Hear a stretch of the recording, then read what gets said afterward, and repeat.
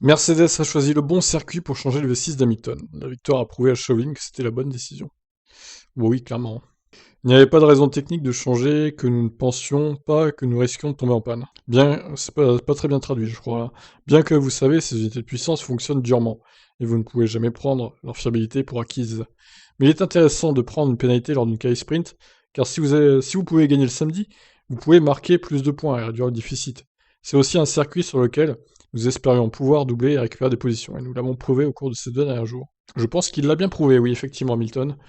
Selon lui, ce moteur à combustion interne supplémentaire pour Hamilton sera bénéfique lors des 3 dernières courses.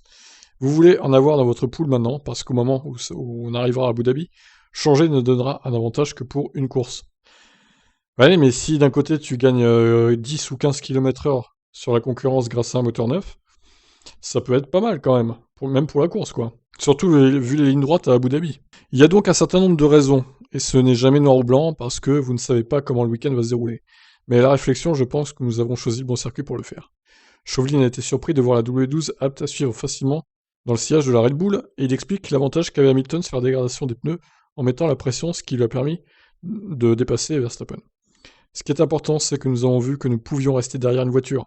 Nous pouvions faire un bon virage 12, nous avions une bonne motricité. Et ce sont les ingrédients dont vous avez besoin pour être en mesure de doubler ici. Mais l'autre facteur était que Max, au moins, avait une dégradation beaucoup plus élevée et a usé ses pneus vite. Et l'un des facteurs clés était que Lewis pouvait suivre, il a pu pousser Max.